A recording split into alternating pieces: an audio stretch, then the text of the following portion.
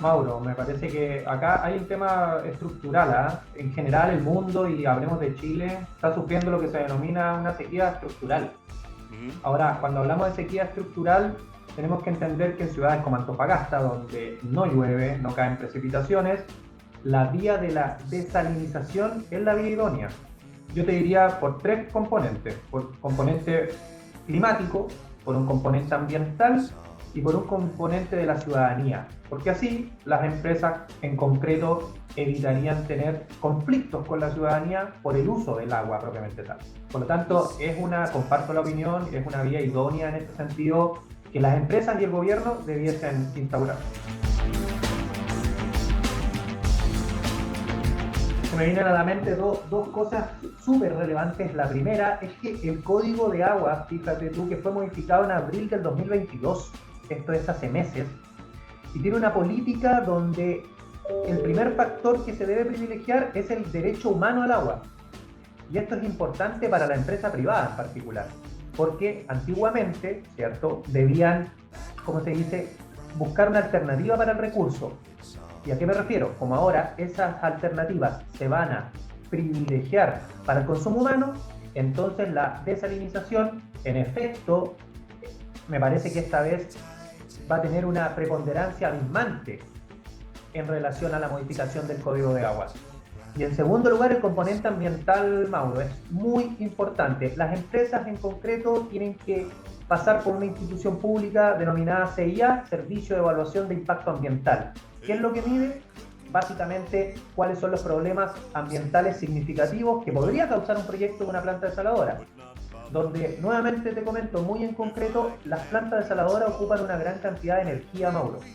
Bastante energía. Por lo tanto, el filtro legal más clave que tendrán que pasar las empresas será el de enviar su proyecto al Servicio de Evaluación de Impacto Ambiental, intentar obtener una resolución de calificación ambiental, y una vez que logren esto, siempre y cuando tengan un proyecto que cumpla con las materias ambientales pertinentes, será aprobado.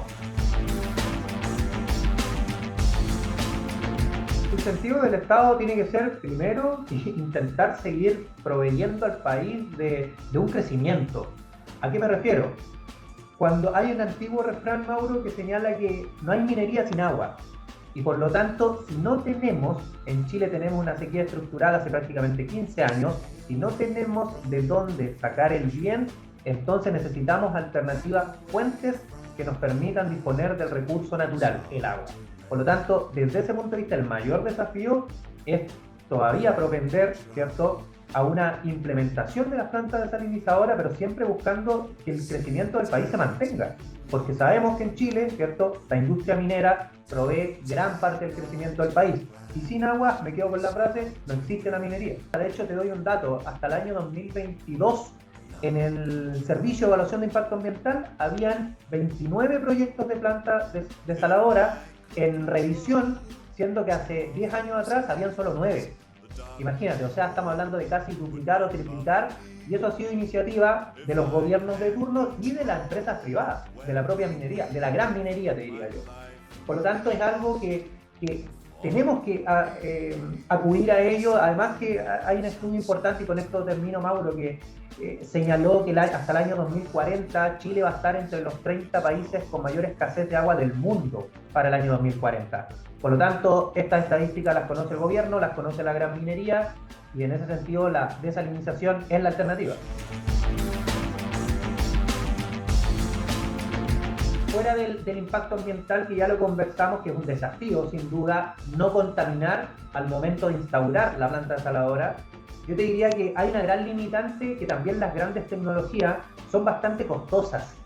Hay un desafío tanto de las políticas públicas, de los gobiernos de turno, como de la empresa privada, en este caso de la gran minería, te diría yo, en solventar este tema, porque la gran limitante, reconocen básicamente que si bien los costos de esta tecnología han bajado, aún sigue siendo una solución cara.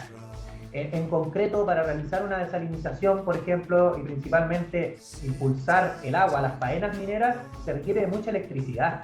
Y en ese sentido, el consumo de energía es muy importante en la operación y en el mantenimiento de las plantas desaladoras, por lo cual yo te diría que hay que asegurar que sea el más bajo posible y que se pueda mantener en el tiempo. Ese es el principal desafío.